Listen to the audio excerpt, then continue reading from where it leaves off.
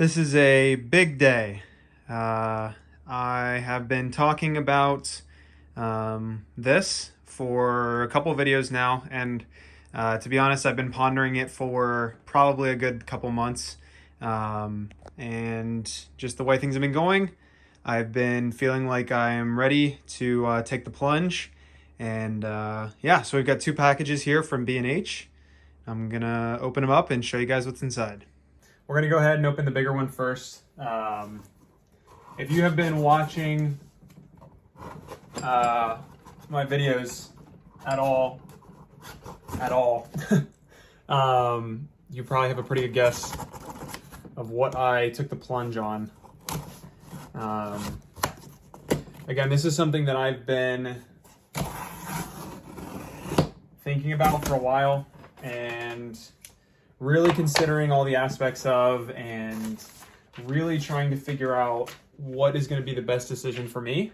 And after a lot of conversations with a lot of people, I finally went for it and decided to pick up the FX6. The second box is going to be accessories, and I am going to pop this box open and walk through kind of the accessories that I went with, and then we're going to build out the camera. So these are some of the accessories I decided to pick up. This is a Tilta right angle SDI to SDI cable. Actively I'm using the Ninja 5 as my monitor, which does not have SDI out, but I actually have available to me an Atomos Shinobi, and I believe the version of that I have is has SDI. And the reason I have it available to me is it belongs to the church that I work part-time for, so they allow me to use gear. So I'm going to just borrow that Shinobi for a little while until one of the upgrades I'm looking at getting is the Hollyland Pyro 7, which also has SDI, so this cable will last until then. So that's what this is.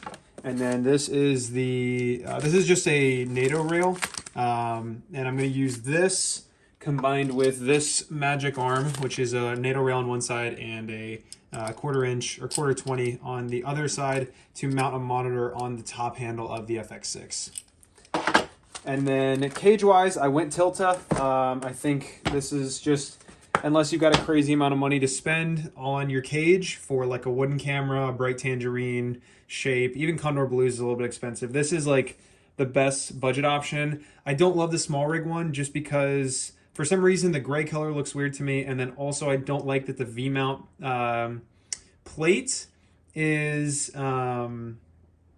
It doesn't have ports on it. Like it's just this piece right here pretty much. There's no IO, there's no D-taps, there's no nothing. So you have to plug straight into the battery, which my V-mount batteries here have a lot of IO on them, but I really don't want to have to plug in and out of the battery. I think it looks clunky. I want to just be able to pop the battery on and have all my cords plug into the IO like I did with my FX3 rig. So speaking of the Tilta cage, before I open this up, there is actually a Tilta V-mount plate. It's the Tilta FX6 V2, or Type 2, I think. And honestly, I'm surprised it's not more talked about. I went back and forth for so long on what Tilta cage, or what V-mount plate I wanted to get. The Tilta plate, the Type 2, essentially looks like this, but more compact. This knob wouldn't be here. And essentially what it does is it mounts two rails on the top of your FX6 that go backwards. I'll put a picture right here what it looks like. Yeah, and what it does is it's essentially a similar design as this plate right here, but it allows you to use your BPU batteries inside of the FX6 while you're using a V-mount, and it's still got the same cable plugged into the DC port. And I debated for a long while about, do I want that one or do I want just the standard Tilta one that plugs into the BPU plate, not allowing you to hot swap. And honestly, up until I ordered this yesterday, I was pretty sure I was going to get the Type 2 similar to this. But I just kept looking at rigs, and again, I couldn't find many people. I couldn't find any videos on it really, and I couldn't find many pictures of people that had the Type 2. And but when I did, it like just felt big. I wanted the V-mount to be secure, and I love the way that this V-mount plate locks into the top of the cage, and it's just part of the cage. It's solid, it's firm. I'll show you guys what I'm talking about, but I really thought I was going to go with the hot swap version, the Type 2 of the tilted V-mount plate, but I ended up going to save a little money and just going for this full advanced kit. So I'll open this up and show you guys what's inside. So it took a little bit, but inside the box was three things. You've got this, which is your wireless video mounting bracket, which is nice. This is an extra piece I didn't realize I was getting. It's literally just a little L-shaped bracket with a 1/4-20 right here and a 1/4-20 here. You just screw this onto the side, and then you've got a little plate to mount your wireless video on, which is pretty nice. I don't have, well, I technically do have a transmitter, the DJI Raven Eye system, but eventually when I'm moving up, you know, maybe to a Terra deck or something, this would be helpful to mount on the camera. The other thing, this is the main cage system. So it's got the, I believe right here you can see on the picture, it'll have the side mount, it'll have the bottom base plate, and then it'll have the top plate. Don't believe it comes with the handle. And then it does come with these little 15mm rods, which again are for that Type 2 V-mount plate. And then the last thing is the V-mount plate itself. So this thing is, again, I feel like everyone and their mom has this plate, and I mean, I'm sure for good reason. I know David Moorfield is currently trying to figure out if this is the cause of V-mount issues. I've been watching all his videos and frantically trying to stay up to date with that, just to see, like, am I at risk for something? And, you know, I could be, but I want to just make sure that, you know, whatever's causing that issue, I want to be up to date on, so I don't do that with my camera. But right out of the box, I love the way this feels. It's so sturdy. Having this be in the battery plate and this screwed onto the top plate, I think this is going to feel really solid. I'm really happy. I think I went with this one. Hello? Oh, there's these little things on there. Whoops. Take off the plastic first. Just trying to figure out why that wasn't working. Yeah, I'm really happy I went with that. With this. Hello? I promise I do this normally. What is going on?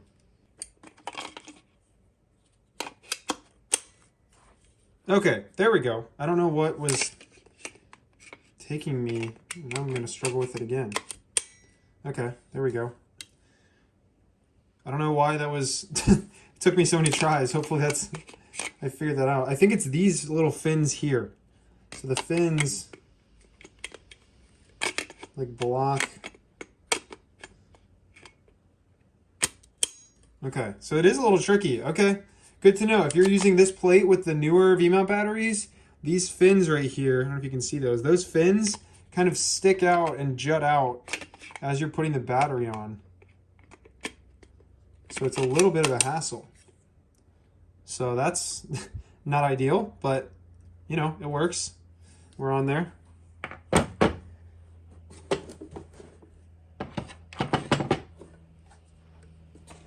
And then in here, you've got Tilta's warranty card. Don't know if there's any sensitive information in here. I don't think so, but put that to the side. And then in here is the full cage. So I'm actually going to wait on this. I'm going to unbox something else. This. Yeah, again, I've been talking about making this purchase for a while now on the channel. And again, know that I've been thinking about this purchase even longer. So when I bought my first Sony camera last year around August or September, it was this right here, the Sony a6600.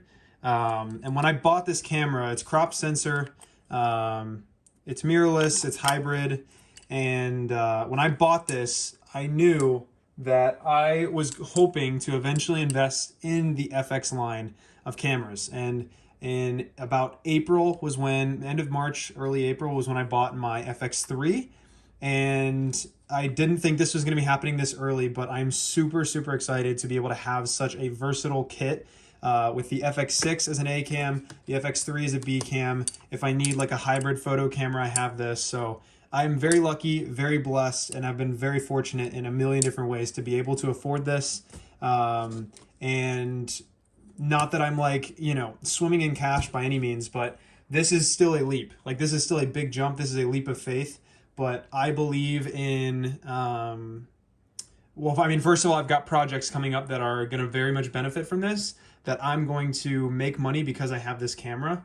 And also, I want to believe in myself and invest in myself. And I believe that having this camera, and I've talked to people, and I posted a whole YouTube video just walking through and getting advice from people and sharing that this camera is an investment and that it's paid off for them. John Waldman's video was a big inspiration for me, just talking about the FX6 and the FX3 as kind of a two-hit combo as the value of that. And then also Carlos Stigliano posted a video when he bought his Venice.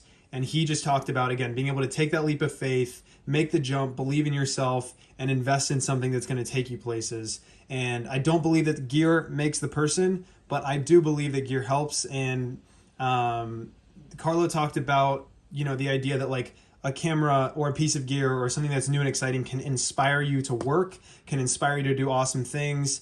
And in some capacity, it can take you places.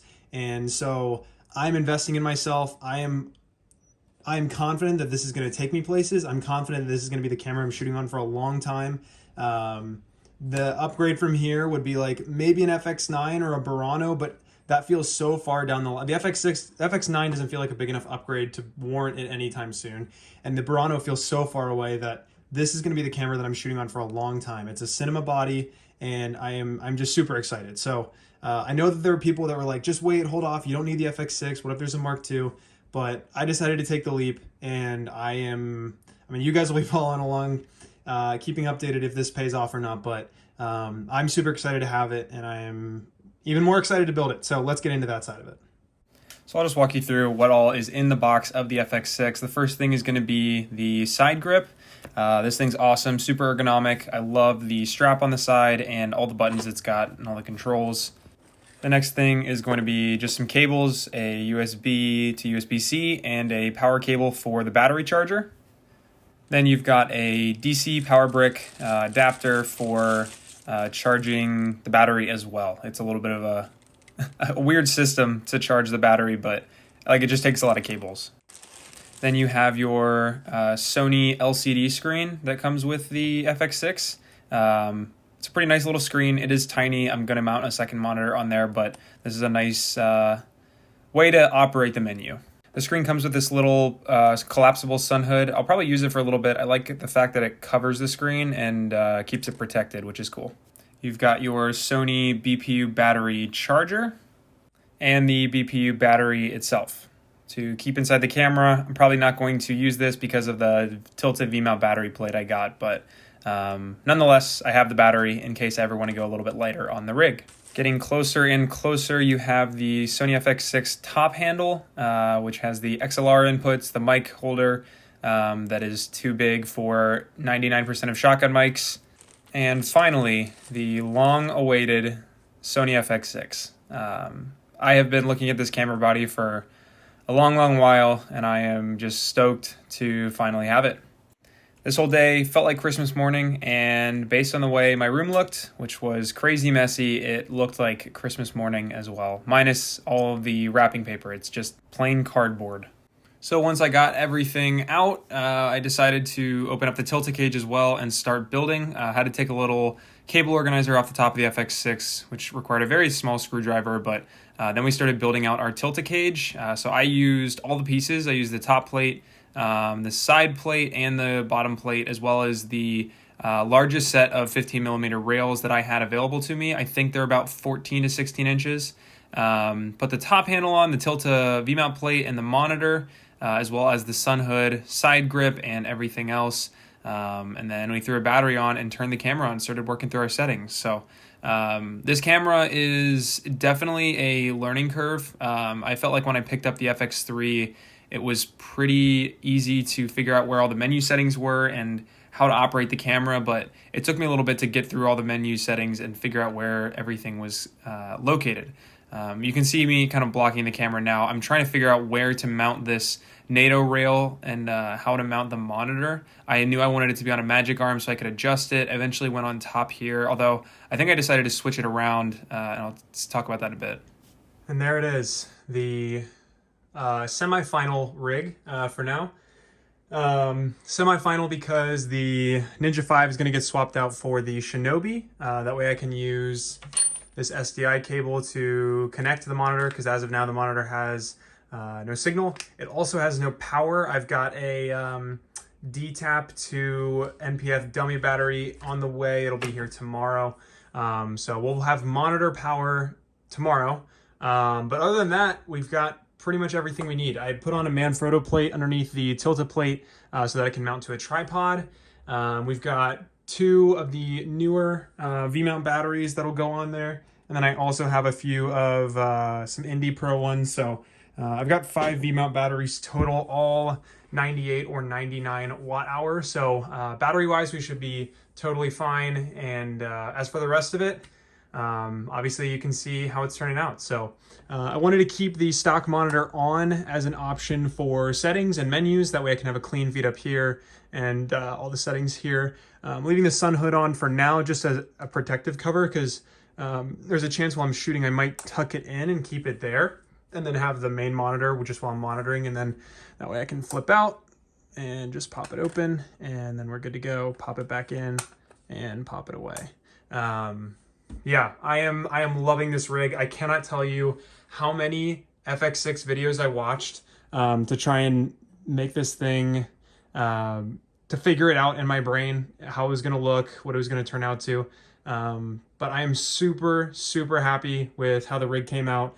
I'm happy with my choice of V-mount plate. Could have gone with the Type 2 and had hot swappable V-mount batteries, but I love how sturdy this one is, and just overall, I think it has a lower profile too. Again, I would have had the little Tilta, these little rail holders, these here, and then rails going backwards, and then the plate hanging down. And it does articulate, which is nice, but at the same time, having one that's solid and locked into the rig is really, really nice. So I am so happy with this camera, and I am just super excited to get started. So there you have it. I will continue to emphasize that this is something that I thought about for a long time. This is something that I researched heavily, went through, scoured through all my finances and planned out, how I was going to be able to afford this, and what I was going to do to make sure I could afford this. And yeah, I will just continue to say how blessed I am to be able to put this thing together. I mean, I'm blessed. That's really all I can say. But yeah, I'm super excited. I know this is going to be an investment to be able to have this and this in my arsenal. Having these two together, I think, to be able to provide 2 matching cameras, 2 cameras that can serve very different functions, is just going to be incredible. And I'm super excited to get to work with these things. So there's a good chance we'll be shooting the feature next week, the feature film that I'm DPing on this camera. And there's a chance we might be shooting on both of these cameras as an A and a B cam. So already getting value out of this, and super excited to see how they turn out. I have shot with the FX6 before, so I'm comfortable with the workflow. I will just now be using my own personal FX6. So,